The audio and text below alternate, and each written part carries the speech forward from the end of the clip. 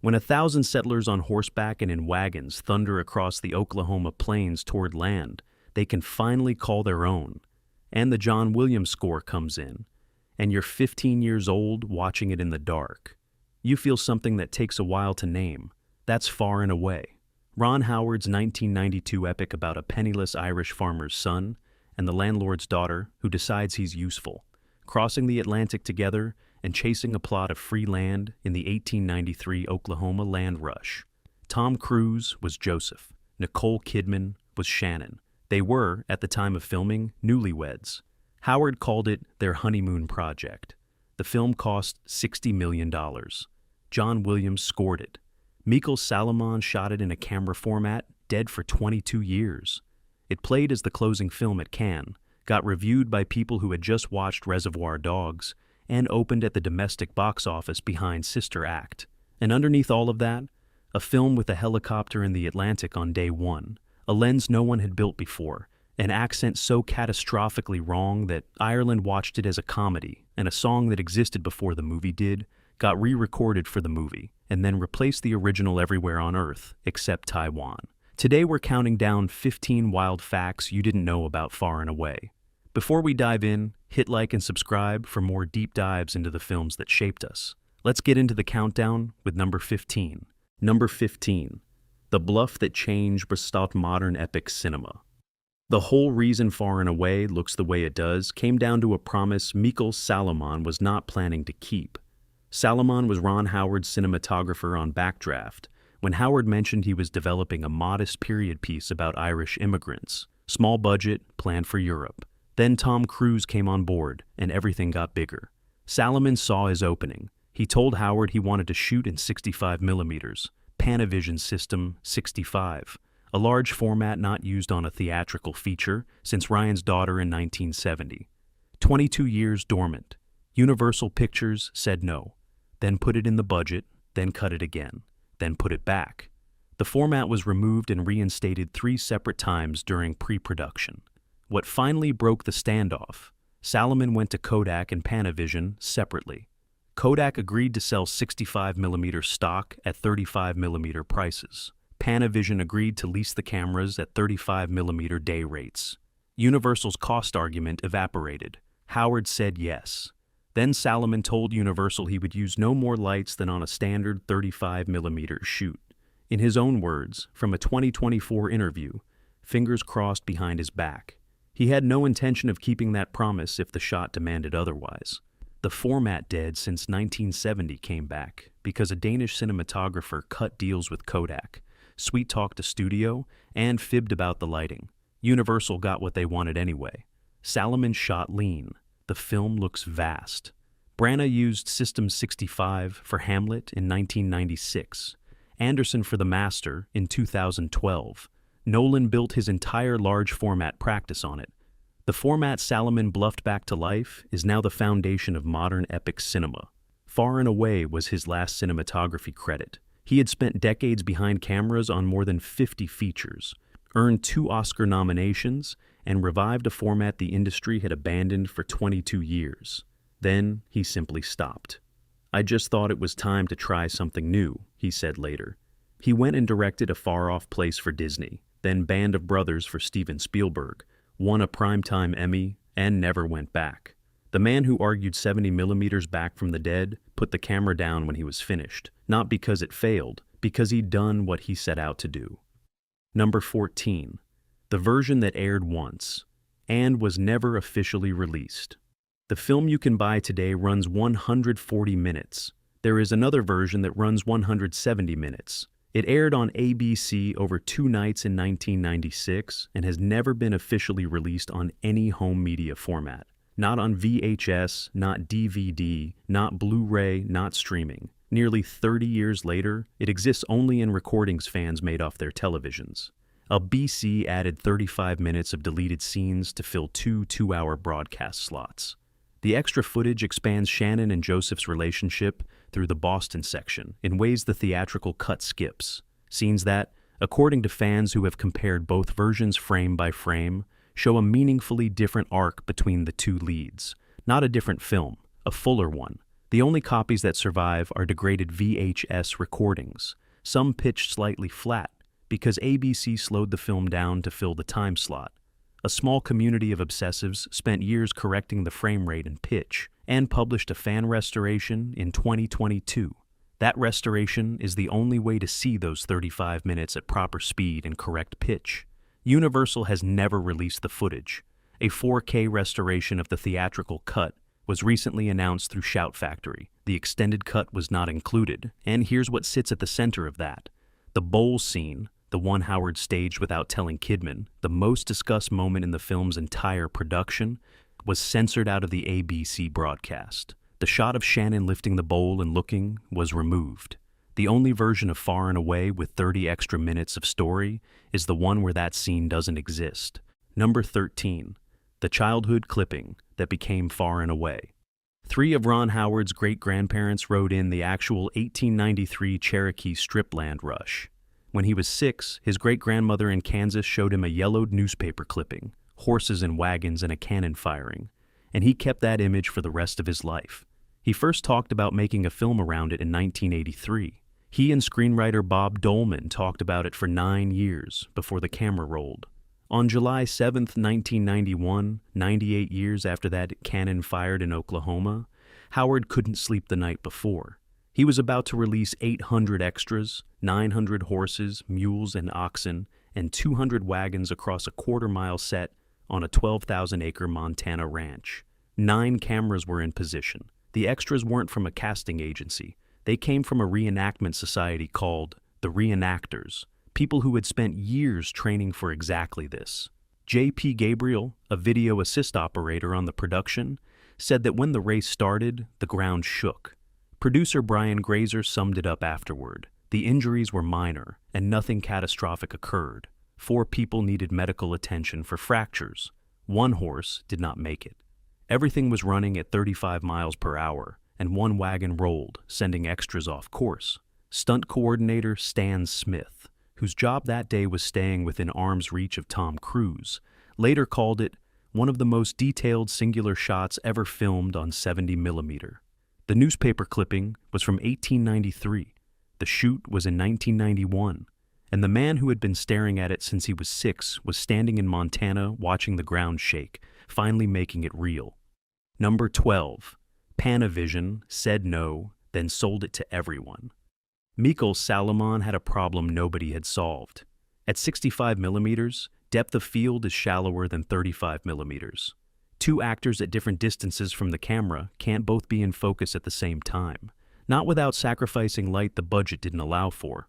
Salomon reached back to still photography, the swing and tilt principle, where you angle the lens axis so the focus plane tilts rather than running perpendicular to the film, a person far away and a person close up, both sharp at the same time. The problem? Nobody had built this for a cinema camera. Salomon went to Panavision and asked them to. Panavision was not enthusiastic. They said they would do it as a favor, machining micro screws, reworking the lens mount, but made clear they weren't happy about it. They built 3 or 4 lenses for the shoot. Then Tom Cruise saw the test footage. He was immediately excited. And Panavision, having built those few lenses reluctantly for one cinematographer on one film, manufactured what Salomon later described as thousands for the industry at large. Every swing and tilt cinema lens in a rental house anywhere in the world traces back to Mikhail Salomon needing to keep 2 people in focus at the same time on a film about Irish immigrants in Montana. Panavision built them under protest, then sold them to everyone. Number 11. Tom Cruise got on his knees and asked for oxygen. Tom Cruise in 1992 was known for Top Gun, Rain Man, Born on the 4th of July, and A Few Good Men. He was not known for physical punishment. He had never played a bare-knuckle boxer. He did not know what he was getting into. The boxing scenes were filmed inside the partially renovated Billings Depot train station in Montana against real fighters. In an interview with Rolling Stone promoting the film, Cruise said, "It was ferocious. I didn't realize it would be so physical. I really took a pounding. I had knuckles going into my back, my chest, and I really got hit in the ribs a lot. For about a week and a half, I was in constant pain." He continued. "Once I got on my knees and just said, 'Let me have a break here, guys.'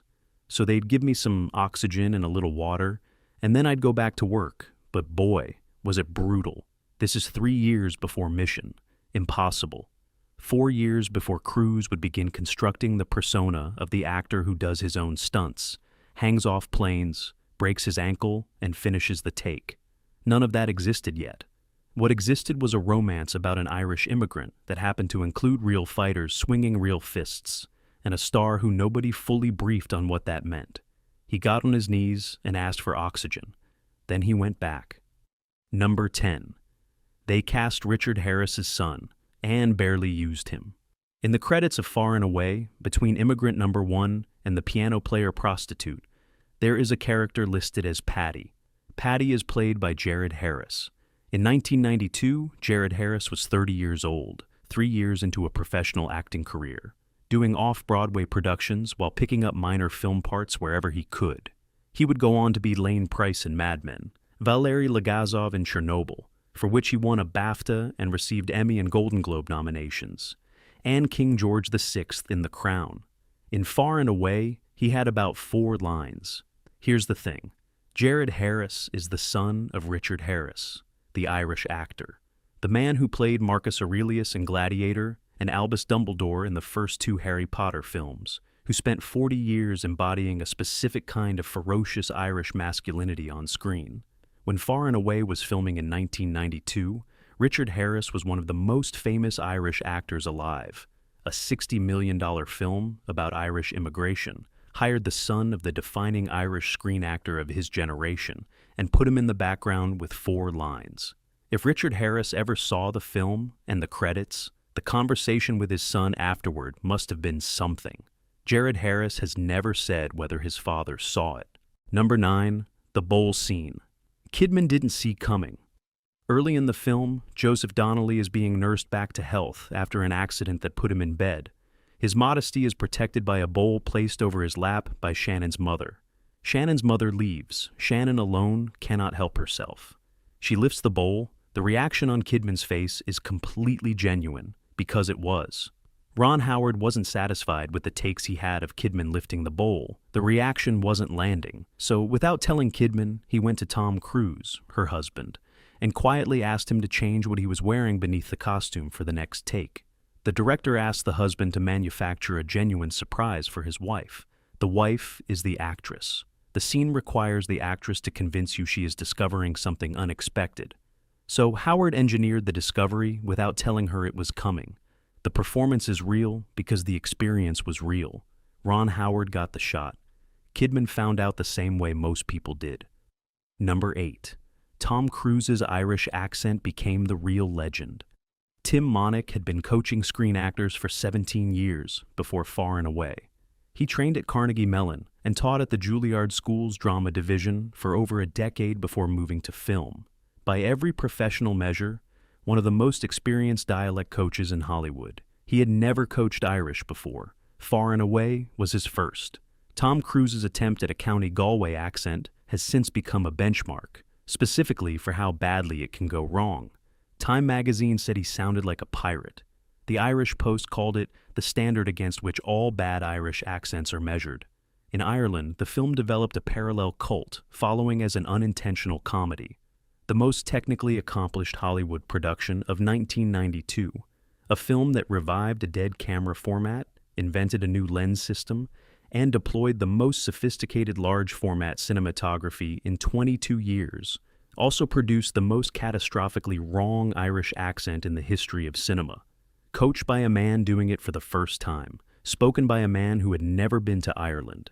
The 65mm looks magnificent. The accent is something else entirely. Number 7. The song that wasn't written for the film, and then erased the original. Enya's Book of Days exists in 2 versions. Most people have only ever heard one of them. The original was recorded for Enya's 1991 album, Shepherd Moons. It was recorded in Irish Gaelic, Enya's first language.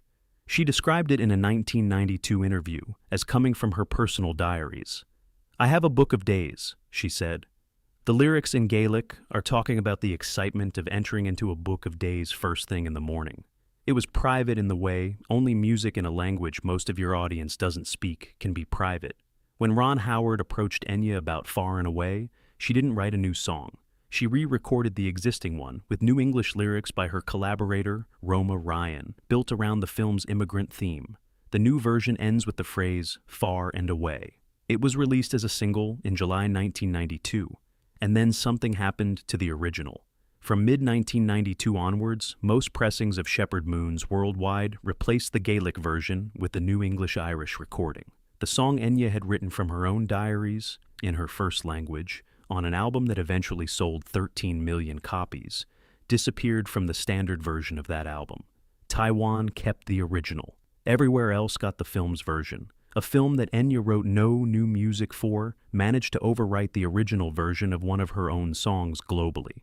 The private Gaelic recording is now the rare one. The version made for a movie is the one the world knows. Number 6. The Razzie-nominated song that ended up in the Titanic trailer. The Golden Raspberry Awards exist to mock Hollywood's worst creative decisions. In 1993, they nominated Book of Days for Worst Original Song. Not original. An existing song, already released on a major-selling album, re-recorded in English for the film. Nominated for Worst Original Song. The committee apparently didn't check. The song peaked at number 10 on the UK singles chart. And then, in 1996, while James Cameron's team was assembling the first public trailer for Titanic, a film Variety had already described as a production in serious trouble, budget ballooning past $200 million with no end in sight, a music editor put Book of Days on the temp track for the departure sequence, the ship leaving a port. An Enya song built around the image of Irish emigrants crossing the Atlantic, scoring a British ocean liner leaving Southampton. Cameron replaced it with James Horner's score for the final cut. But that first Titanic trailer, the one audiences saw in 1996, the first impression the most expensive film ever made gave to the world, was scored with a Razzie nominee from a Tom Cruise Irish accent film that lost money at the U.S. box office. Titanic made $2.2 billion. Book of Days peaked at number 10 in the UK and was nominated for Worst Song. Neither of them needed the other. They found each other anyway. Number 5, The Family History Hidden in Far and Away. Here is a fact so specific it sounds invented. It is not.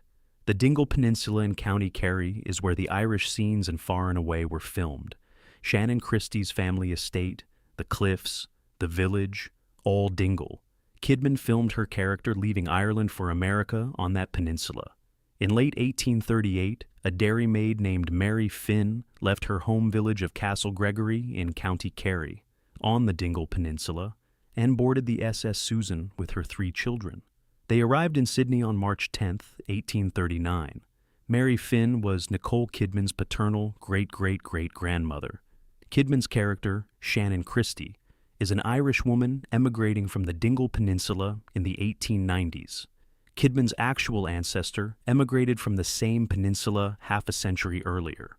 Ron Howard built an Irish village on the coastline her family left from, and then filmed Nicole Kidman leaving it. Irish Central confirmed the ancestry in 2015. IMDb Trivia notes the coincidence. Howard has never said he knew. Number 4. The camera sank. The shot survived.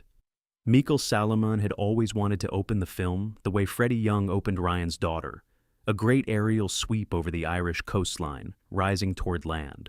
For Far and Away, that meant positioning a camera helicopter over the Atlantic off Clogher Head in Dunquin on the Dingle Peninsula in September 1991. The pilot was Bobby Zajonc, a friend of Salomon's who had worked with him on commercial shoots for years. The camera was a Spacecam stabilizer carrying a VistaVision unit. The 65mm cameras weren't yet ready for aerial work. First take. Salomon watched the monitor and told Howard they should do one more. The camera operator said there was still film in the magazine. Salomon told him to reload anyway. Eyes were rolled. A fresh magazine went in. Both helicopters went back out. Then, Zajonc's voice came over the radio. "We're going down." The helicopter hit the water, broke in two, and began to sink. Zajonc survived because the cupola cracked on impact and the seats floated free. Salomon and Howard ran to the cliff edge. Salomon climbed down the rocks to the waterline and pulled Zajonc out. The camera operator got through the side door. Both men went to the hospital. Both survived. the camera sank to the bottom of the Atlantic. The only footage that existed was the magazine from take one, the take Salomon had said was good enough, the take he'd decided to do one more of. That is the opening shot of Far and Away. One take, shot before the helicopter went into the sea. Number 3, the flop. That wasn't quite a flop. Far and Away cost $60 million and earned $58.9 million in the United States and Canada. A domestic loss, by a hair. On its opening weekend, it made $13 million, while Sister Act matched it, and Lethal Weapon 3 was still beating it 2 weeks out from its own opening. Worldwide, the picture looked different. International audiences pushed the total to $138 million. In Ireland, it was the third highest grossing film of the year. Strong business across South Korea and continental Europe. The numbers can be read either way. Ron Howard read them the wrong way. In a 1994 interview with the Los Angeles Times, he said, "It was pretty painful. I kept thinking, what am I going to do when I have an actual bona fide flop, which is more or less inevitable?" That is not the quote of a man counting his foreign grosses. The Daily Mirror's Tony Parsons called the film, with total commitment, Far and Away the worst film I have ever seen. Howard made the paper in 1994, a mid-budget workplace comedy, the kind of human-scale story he was built for. Then Apollo 13 the year after, $355 million worldwide, 9 nominations, 2 wins. Howard has never made another film quite like Far and Away. He's never said he wanted to. Number 2, the last film Cyril Cusack ever made. Cyril Cusack had been working in film and theater for more than 70 years.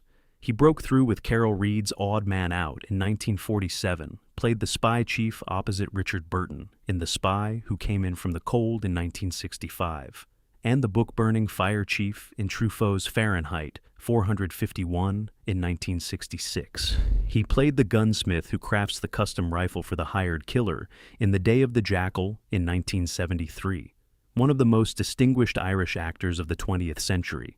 In Far and Away, he plays Dante Duff, an old friend of Joseph's father, who urges Joseph toward America in a few lines of early dialogue. He is on screen for perhaps 5 minutes before the plot moves on. Cyril Cusack died in October 1993. He was 82. Far and Away was his final screen credit. A career spanning 75 years, Reed, Truffaut, Burton, Zinnemann, ended with 5 minutes in an American epic about Irish immigration. Opposite 2 actors doing accents Ireland found hilarious, shot mostly in Montana, in a camera format nobody had used for 22 years. He didn't know it was the last one. Nobody does. He took the part, he did the work, and he ran out of films. Every last credit is only known to be last in retrospect. Number 1, the movie that made Kidman feel invisible. Ron Howard described Far and Away in a 2016 interview as Cruise and Kidman's honeymoon project. He meant it warmly. They married on Christmas Eve 1990.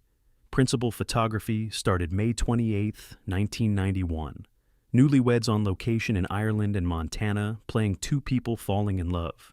In 1995, Kidman gave an interview to Entertainment Weekly. To Die For had just come out. Critics were finally seeing what she could do when the performance wasn't in service of someone else's movie.